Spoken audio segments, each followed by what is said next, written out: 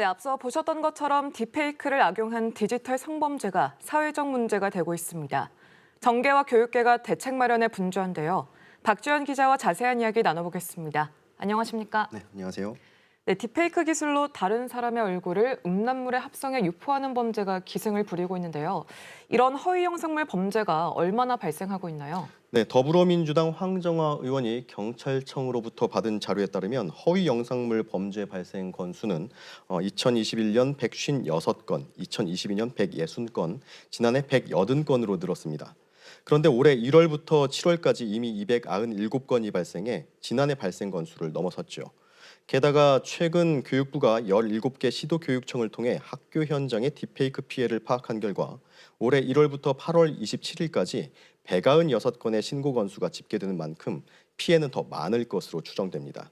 특히 딥페이크 성범죄 피해자와 피의자 모두 10대에 집중돼 있다는 통계가 잇따르고 있습니다. 올해 1월부터 7월까지 불법 영상물 등의 범죄 혐의로 입건된 피의자 178명을 연령별로 보면 10대가 131명으로 73.6%를 차지해 심각성이 고스란히 나타나고 있습니다. 네, 10대에서 딥페이크 성범죄가 두드러지고 있는데 교육계가 대책 마련에 나섰다고요. 네, 교육부는 딥페이크 피해에 대해 수사를 의뢰한 상태고요. 학교 딥페이크 대응 전담 조직을 구성해서 피해자 지원과 예방 교육에 나서고 있습니다. 서울경찰청도 서울시 내 1,374개 초중고등학교와 학부모 78만 명에게 딥페이크 범죄를 경고하는 긴급 스쿨벨을 발령했습니다. 네, 이렇게 교육계는 물론 정계에서도 급하게 대책을 마련하고 있죠. 그렇습니다. 국민의힘은 딥페이크 성착취물 근절을 위해서 당내 태스크포스를 구성하기로 했습니다.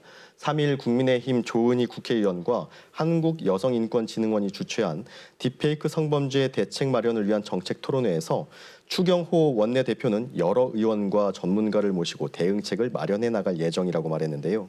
이날 기조발제에 나선 이수정 경기대 범죄심리학과 교수는 불법 촬영물을 근절하기 위해 플랫폼 기업을 제재할 수 있는 장치를 마련하고 삭제 의무를 부여해야 한다고 강조하기도 했습니다.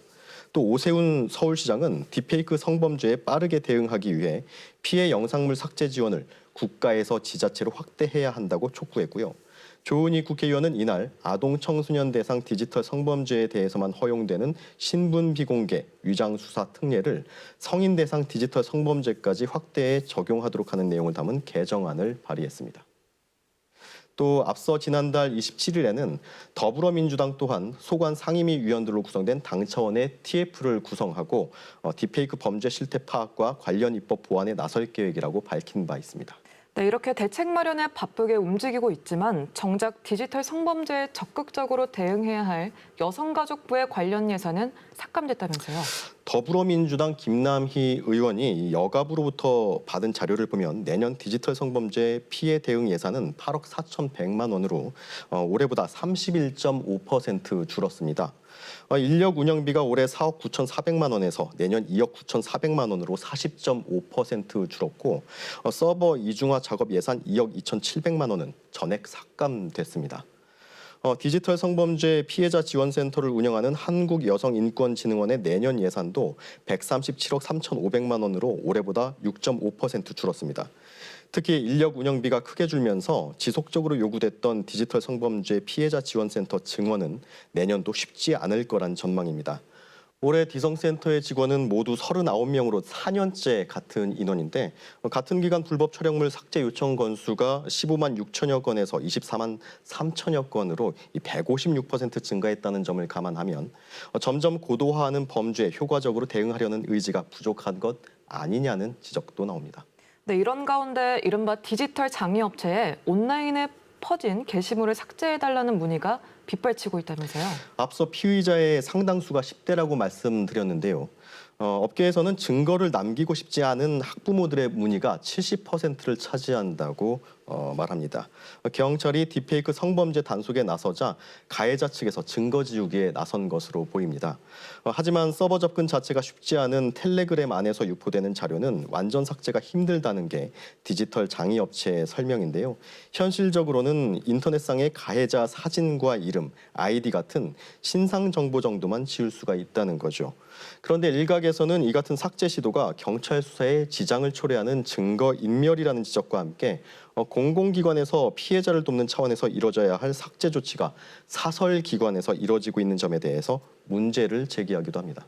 네, 또 다른 논란거리가 될 수도 있을 것 같은데 그래도 다행인 건 텔레그램이 성착취물 삭제를 수용했다는 소식이 전해졌죠. 그렇습니다. 방송통신심의위원회는 지난 3일 텔레그램 측이 지난 1일 긴급 삭제 요청한 디지털 성범죄 영상물 25건을 모두 삭제했다면서 사과의 뜻을 전해왔다고 밝혔습니다.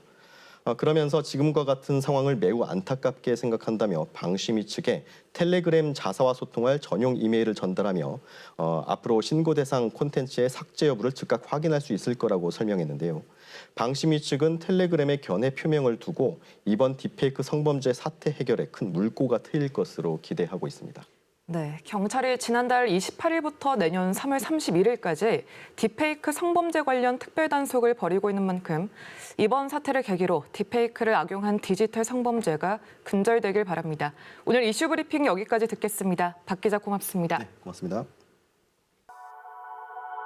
핫 컨텐츠 앤 뉴스 HCN